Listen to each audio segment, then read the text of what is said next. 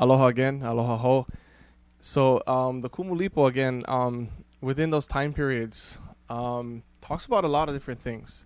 Basically, when we talk about all of the 16 Va, again broken up into further divisions of eight, two divisions of eight, we see a lot of things happening during the first eight.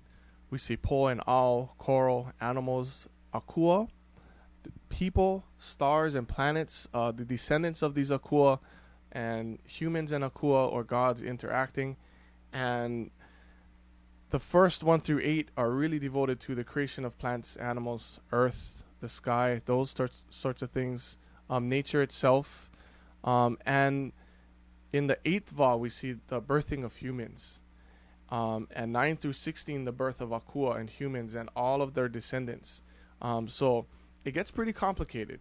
And when you're filling out that homework assignment, which I'll email you guys, it may get kind of complex. Okay, so read my instructions carefully. But 9 through 16 get complicated, right? Because once you introduce the human element into any equation, things get pretty crazy really fast. And likewise, you guys are going to see some things that you might not be familiar with. Again, such as ni'aupio. Okay, and again, we're going to talk about that a little later on. Okay, now, as the article says, the Kumulipo, it wasn't just a chant, a cosmogonic genealogy, an account of creation, but it was also a sacred chant, okay, a very special chant.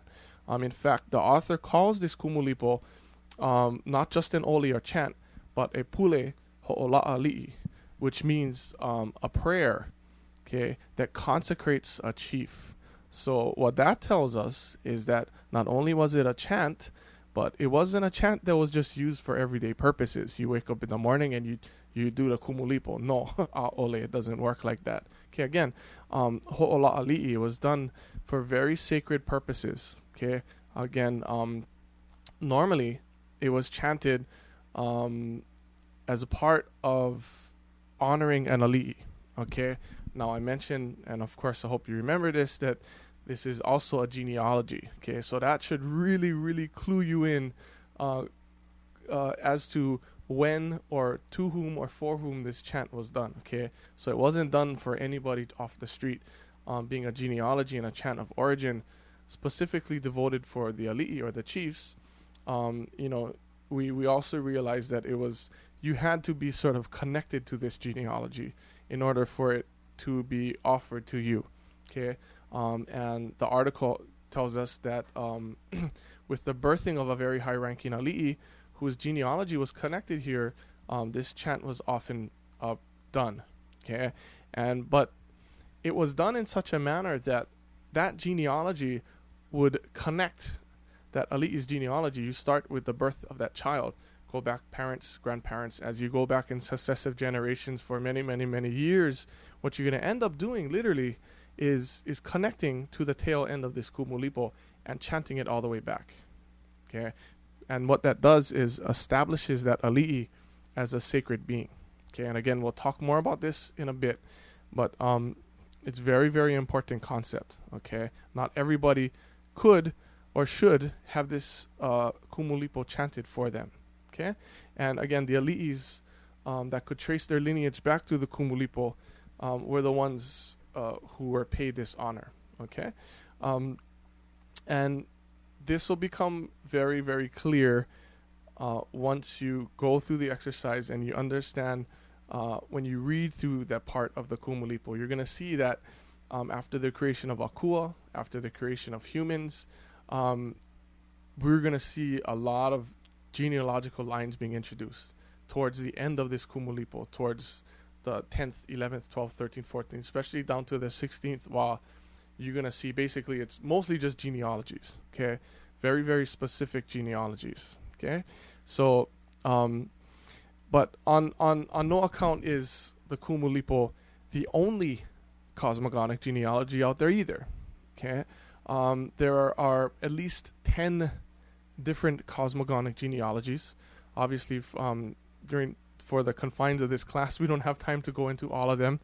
We will talk about one more, which is Papa and Wakea. But suffice it to say, just for your general information that there are other cosmogonic genealogies out there.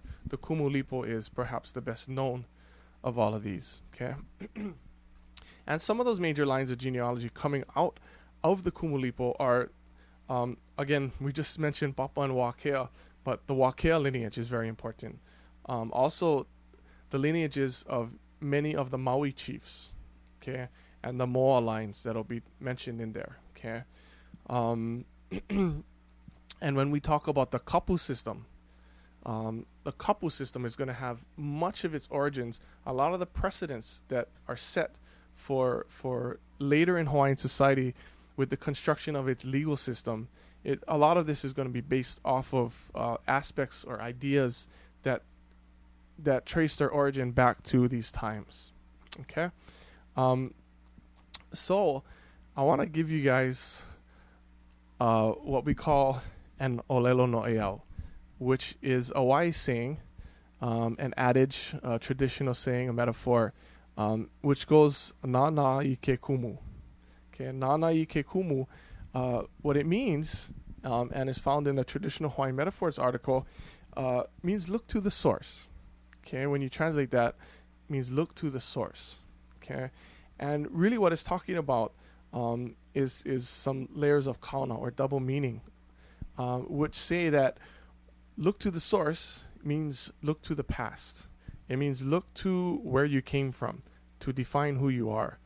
And in many ways, this is a very, not only a Hawaiian attitude, but a very Pacific attitude, very Pacific Island attitude, and to a larger extent, reflects many cultures around the world and their attitudes towards person. Who are you in relationship to your culture, in relationship to your family, in relationship to society as a whole, right? Who are you, right? When we look at sort of modern, I'll just say American society, the I is the ultimate, right? That I, the you, right? Me, it's all about me. That sort of attitude, right? And when you talk about what's important, it's all about me, right? I'm the only thing that matters. And then after that probably comes your family, then comes work and whatever not. And if you happen to be religious, somewhere in between there, you stick that, right? But you're at the top of the pile. Well, that's very, very, very sort of twisted when you look at Hawaiian metaphors. When you look at Nana Ike Kumu, the most important thing is not you, but your family, right? You're defined by that. You don't define it, right? In fact, your akua or your gods or your whoever you sort of revere comes first, then your family, then you, right? You're sort of way down on the list. And in many cultures, it's like that, right? So Nana Ike Kumu, look to the source. And what is the source of Hawaiian mana or Hawaiian power or identity, right? And that's who we are as our past, as the Kumulipo, our ali'i. Okay, those take precedence over us.